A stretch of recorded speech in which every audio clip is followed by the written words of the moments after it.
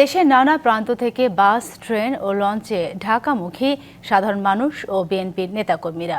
উদ্দেশ্য BNP chairperson Begum Khaleda জিয়ার জানাজায় অংশ নেওয়া।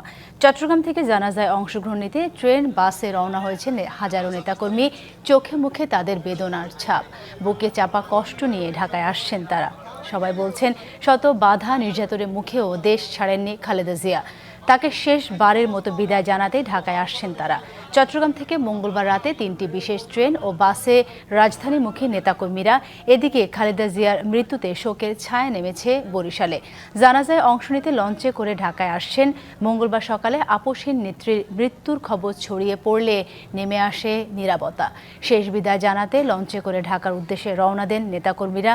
তাদের চোখে মুখে ছিল বিষাদের ছাপ। স্মৃতিচারণ করে তারা বলছেন, বেগম জিয়া শুধু আমাদের নেতা ছিলেন না, ছিলেন দেশের গণতন্ত্রের জন্য সংগ্রামী এক সাহসী নারী। চট্টগ্রাম শুধু নয়, সারা বাংলাদেশের মানুষ, সারা বাংলাদেশের জাতীয়তাবাদী পরিবার আজ শোকে শোকাহত।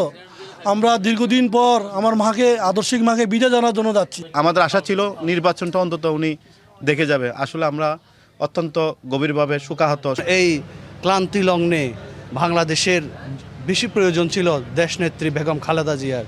নতুন এবং ফিরে আসা গ্রাহকদের জন্য নগদে চলছে ক্যাশব্যাক সহ প্রতিদিন হাজারো উপহার জেতার সুযোগ। হবে আশা আর ফেরা, সারপ্রাইজ সেরা।